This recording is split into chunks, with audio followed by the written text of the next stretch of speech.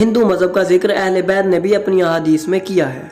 इन्होंने इस मज़हब के मानने वालों के मुतल्लिक ऐसी बातें बताई जिसका जानना हर मुसलमान के लिए ज़रूरी है। इमाम जाफ़र सादिक अलैहिस्सलाम से इनके एक शागिर्द जाबिर बिन हयान ने एक दिन अर्ज़ की, या मौला, मैं एक मरतबा हिंदुस्तान गया था और वहाँ मैंने बहुत ज़्यादा वक्त गुजारा। मैंने वहाँ एक मज़हब देखा जो 3 खुदाओं के कायल है, जिनमें से एक खल्क करने वाला, दूसरा निज़ाम कायनात चलाने वाला और तीसरा इस कायनात का इख्तिताम करने वाला।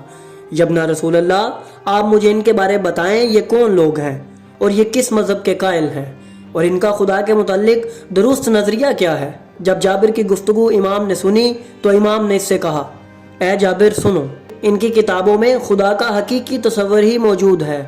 वो ज़ात एक ही है जो खल्क भी करती है, रिज़्क भी देती है और फना भी करती है। जो लोग खुदा की इन सिफ़ात को अलग तौर पर तस्वुर करते हैं वो यकीनन गुमराही